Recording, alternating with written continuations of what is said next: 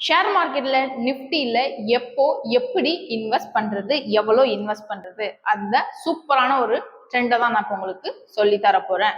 Okay, first one PE ratio. PE ratio அப்படின்னா price to earning ratio.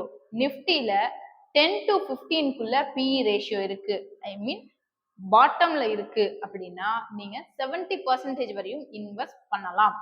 Second one 15 to 20க்குள்ள இருக்கு அப்படின்னா Nifty 15 to 20க்குள்ள BE ratio இருக்கு அப்படிங்கும்போது மிடில்ங்கும் போது நீங்க 50% வரையும் இன்வெஸ்ட் பண்ணலாம். நிஃப்டி பிஇ ரேஷியோ வந்து 20 to 25க்குள்ள இருக்கு அப்படின்னா டாப்ல இருக்குங்கும் போது கேண்டில் நீங்க எவ்வளவு இன்வெஸ்ட் பண்ணலாம் அப்படின்னா 30% மட்டும் இன்வெஸ்ட் பண்றது போதுமானது. ஸோ இப்போ நான் சூப்பரான இந்த அப்டேட் தான் சொல்லியிருக்கேன். ஓகே, இப்போ அட் பிரசன்ட் நிஃப்டி என்ன பிஇ ரேஷியோல இருக்குன்னு தெரிஞ்சுக்கணும்னு நினைக்கிறீங்க அப்படின்னா இமீடியட்டா கமெண்ட் செக்ஷன் நீங்க உங்களோட நம்பரை ஷேர் பண்ணுங்க. எங்களோட டீம் மெம்பர்ஸே உங்களுக்கு ஹெல்ப் பண்ணுவாங்க, என்ன ரேஷியோல இருக்கு அப்படிங்கறத கரெக்டா சொல்லுவாங்க. தேங்க்யூ.